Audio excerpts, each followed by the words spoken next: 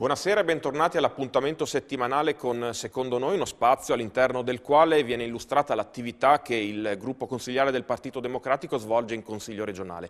Questa settimana parliamo della sanità regionale, lo facciamo con la consigliera del PD Renata Bagattin, che è vicepresidente della terza commissione, appunto sanità. Buonasera consigliera. Buonasera, buonasera a tutti. Una delle protagoniste di questa riforma, consigliere. La Regione ha fatto questa legge molto importante che ha riformato il sistema sanitario mettendo mano in maniera molto forte.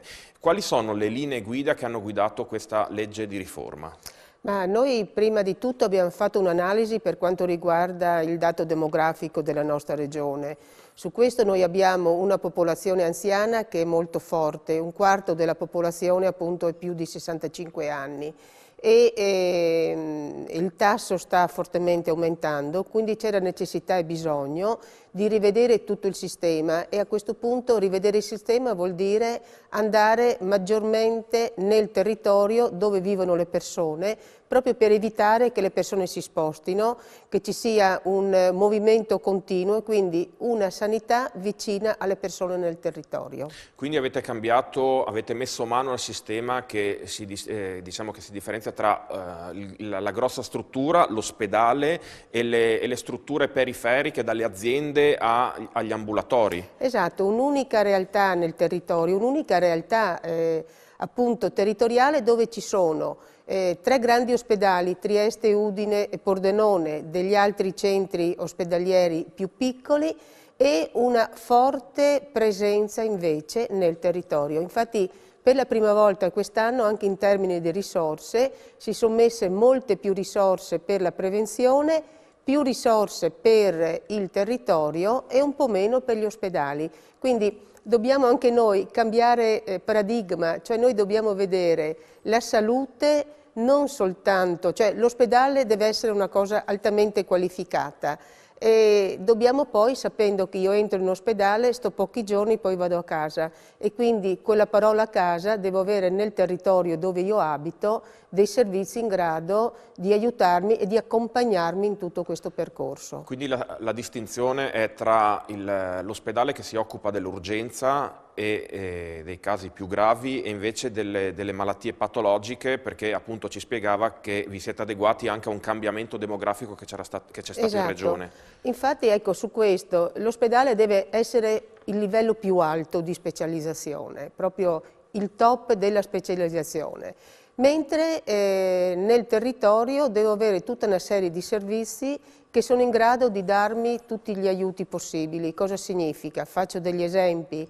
C'è stato il piano diabete, quindi io ho bisogno nel territorio, anziché mettere quelle persone e mandarle in ospedale, io ho bisogno che sia il territorio a gestire queste persone. Le do soltanto un dato: a livello regionale noi abbiamo 80.000 persone che soffrono di diabete e queste andavano in ospedale. Allora, il percorso invece sarà diverso, cioè quello di un ritorno nel territorio ed essere seguite nel territorio, questo è il dato fondamentale. Quindi territorio, vicinanza alla gente e quindi in sostanza vediamo che il cuore della riforma sanitaria diventa anche l'assistenza primaria. Esatto, diventa l'assistenza primaria e quindi dentro a questo noi abbiamo un luogo dove i medici di medicina generale, dove gli specialisti, dove tutte quelle persone che si occupano di sanità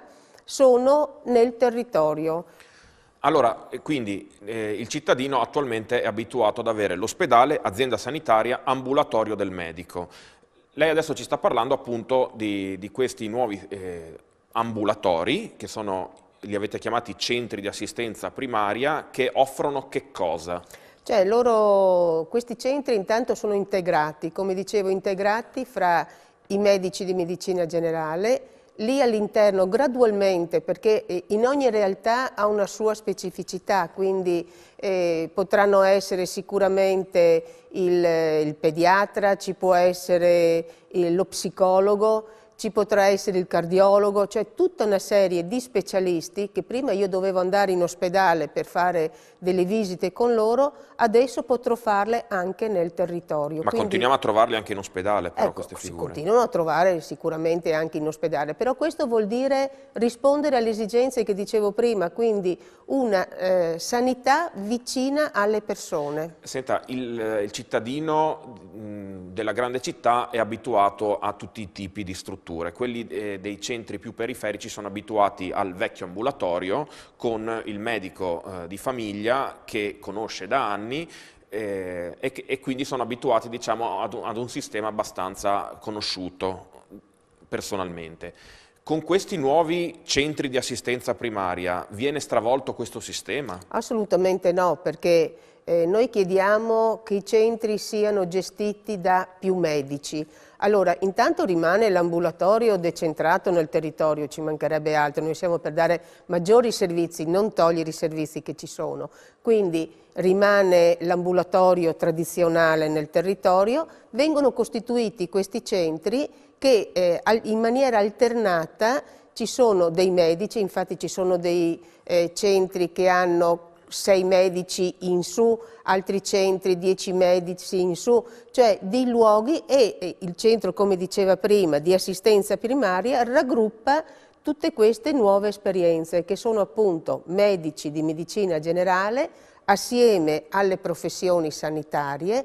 Quindi diceva il pediatra. Esatto, il pediatra, ci sarà l'infermiere che regolerà in qualche modo il traffico rispetto a tutte queste situazioni e quindi il modo anche corretto di curare la persona. Dicevo il diabete, ma anche il cardiopatico, ma anche tutta una serie di realtà che oggi devono necessariamente andare in ospedale e poi invece andranno più vicini a casa. Prestazioni sanitarie, che sono quindi un ventaglio più ampio di prestazioni sanitarie che sono date da più esperti che sono presenti in un'unica struttura, però essendoci più medici questo garantirà anche una fascia oraria più ampia. Esatto, infatti si parte da 6 ore, 8 ore per arrivare alle 12 ore giornaliere.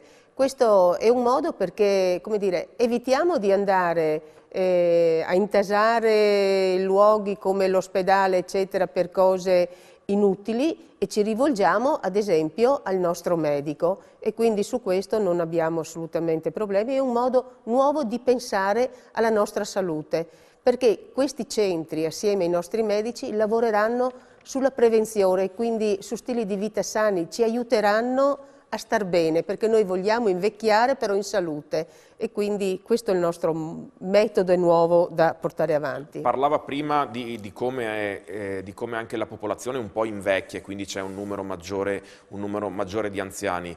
Queste strutture aiuteranno a seguire anche sul territorio gli anziani che soffrono di patologie che portano avanti per tutta la vita, perché esatto. immagino, io sono giovane, però immagino insomma, che un anziano abbia anche come difficoltà la logistica, spostarsi esatto. da un centro all'altro. Cioè logistica, ma soprattutto deve avere delle persone che lui ha fiducia davanti.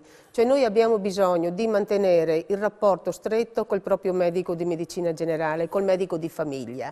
A questo punto poi con il medico si creano tutta una serie di percorsi che vanno appunto alla tutela delle nostre persone. Consigliera Bragattina, a proposito di servizi, è partito da poco più di un mese, il servizio di odontoiatria sociale.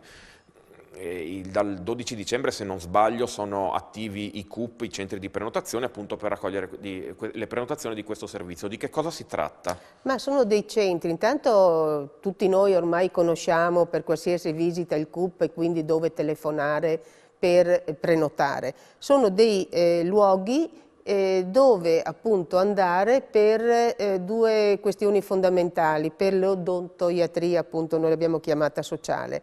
È un modo che riguarda gli over 65, qui abbiamo messo un livello di reddito per rifarsi in qualche modo, per intervenire in maniera gratuita sulla protesi, per chi ha dei seri problemi appunto che gli mancano di fatto i denti. Ecco. Lei stava appunto dicendo, allora, si tratta di un intervento che è sì medico ma è anche sociale, appunto perché Esatto. per le fasce meno abbienti di popolazione intervenite.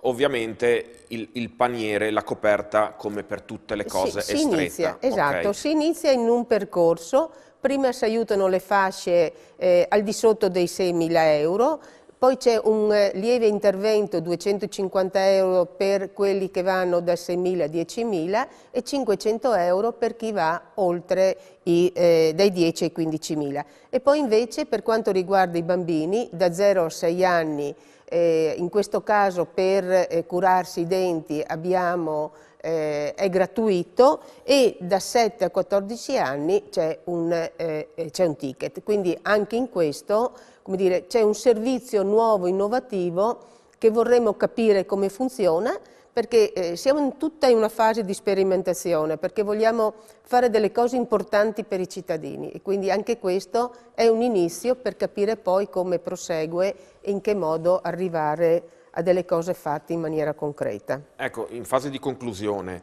torniamo invece ai CAP, proprio ai centri di assistenza primaria che hanno questa sigla. Ultimamente sono stati inaugurati e sappiamo che ne verranno inaugurati a breve anche altri.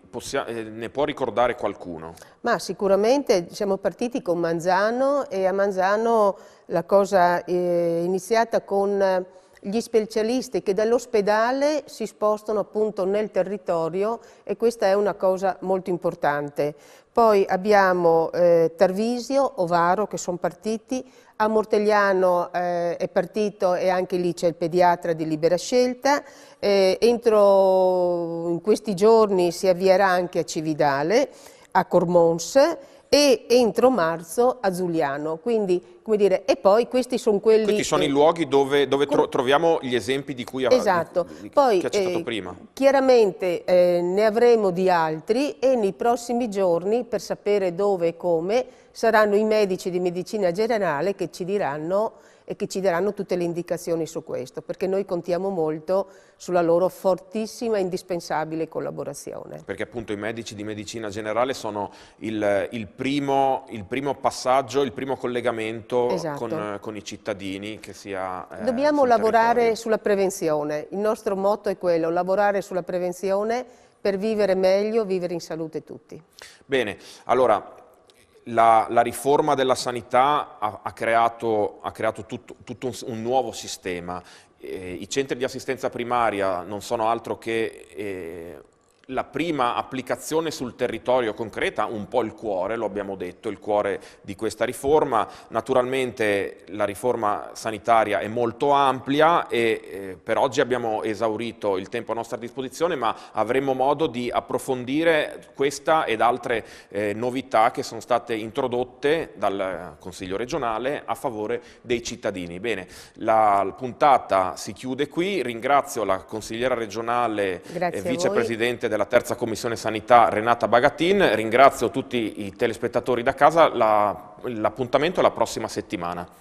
Buonasera.